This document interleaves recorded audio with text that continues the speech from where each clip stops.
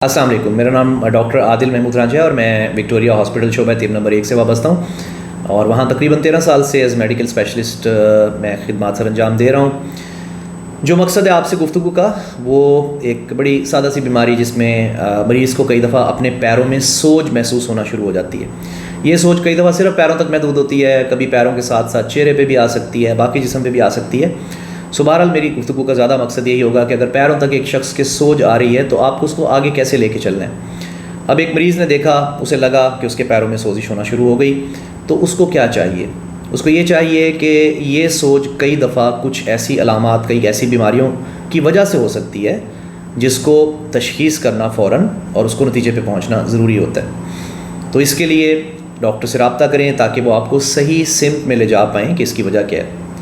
اگر یہ کہا جائے تو غلط نہ ہوگا کہ سب سے بڑی وجوہات اس پیروں میں سوج کی شاید کچھ دوائیاں ہی ہیں، جیسے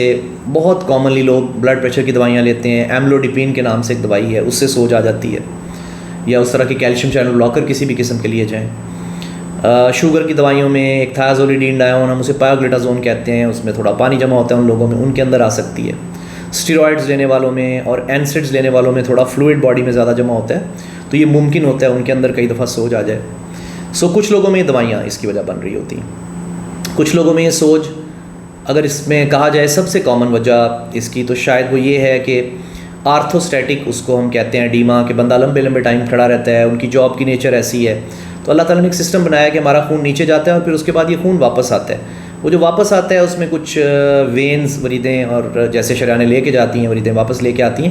تو وہ جب واپس آتا ہے تو واپس اتنی مقدار میں نہیں آ پاتا، یا ہم اسے لمفیٹکس کہتے ہیں، ان چیزوں نے واپس لانا ہوتا ہے، وہ نہیں لا پاتے پوری طرح سے، تو اس کے نتیجے میں کئی دفعہ پاؤں پہ سوج آنا شروع ہو جاتی ہے۔ تو جب آپ لمبے لمبے ٹائم کھڑے رہتے ہیں، ایسے لوگوں کو ہم سمجھاتے ہیں کہ دیکھیں ہم نے باقی تمام چیزیں دیکھ لی ہیں جو خدا نخواستہ خطرناک وجوہات ہو سکتی تھیں اس کی، تو اب آپ کو صرف یہ کرنا ہے کہ کوشش کریں کہ لمبے ٹائم کھڑے نہ رہیں، اپنے پاؤں ہلاتے رہا کریں جب آپ کھڑے ہوں، کوشش کریں تھوڑی دیر بعد بیٹھ جائیں، اگر بیٹھے ہوئے ہیں تو کوشش کریں اپنے سامنے پاؤں کے سامنے ایک موڑا وغیرہ یا جیسے کوئی چھوٹا سا کوئی بینچ ٹیبل ہوتا ہے اس کے اپنے پاؤں رکھیں، تو بہت زیادہ لٹکا کے نہ رکھیں۔ تو کئی دفعہ صرف یہ وجہ ہوتی ہے جس کی وجہ سے سوج آ رہی ہوتی ہے۔ اب کچھ میجر بیماریاں، ان کے اندر دل کی بیماریاں شامل ہیں۔ ایک بندے کے دل کا فنکشن متاثر ہو رہا ہو تب بھی اس کے پیروں میں سوج آنا شروع ہو جاتی ہے۔ کئی دفعہ گردوں کی بیماریوں میں چہرے پہ پہلے سوزش آتی ہے، بعد میں پیروں پہ، لیکن بہت کچھ لوگ ایسے ہوتے ہیں جن کے اندر ایسا ممکن بھی ہوتا ہے کہ پاؤں میں پہلے سوزش ہونا شروع ہو جائے۔ جگر کی بیماریوں میں کئی دفعہ زندگی میں پہلی علامت جگر کی بیماری کی پیروں میں سوج کی صورت میں ظاہر ہوتی ہے، لیکن زیادہ تر میں پہلے پیٹ میں زیادہ سوزش کی صورت میں ظاہر ہوتی ہے۔ بہرحال کیونکہ ممکن ہوتا ہے پیر کی سوزش کی صورت میں ظاہر ہو، سو آپ کو وہ بھی دیکھنا پڑتا ہے۔ کچھ لوگوں میں باڈی میں سے پروٹینز جب نکلنا شروع ہو جاتے ہیں تو ان پروٹینز کے نکلنے کی وجہ سے، چاہے وہ گردے سے نکل رہے ہوں، چاہے آنت کے ذریعے نکل رہے ہوں، یا جگر نہ بنا رہا ہو، یا آپ کا کھانا پینا کم ہو بہت زیادہ،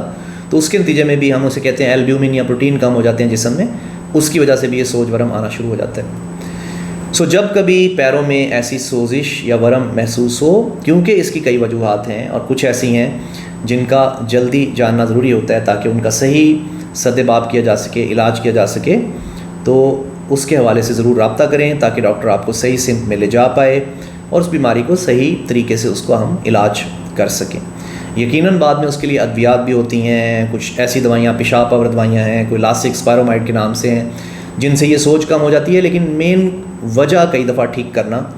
جب تک آپ اس کو ٹھیک نہیں کرتے مکمل اس سوج میں کمی نہیں آتی۔ یہ ذہن میں رکھیے، کیونکہ دل کی بیماریاں، گردے کی بیماریاں، جگر کی بیماریاں، کچھ اور سیریس بیماریاں بھی اس کی وجہ ہو سکتی ہیں، تو ایسا کبھی بھی ہو ڈاکٹر سے رابطہ کریں تاکہ وہ آپ کو صحیح سمت میں لے جا پائیں۔ بہت شکریہ۔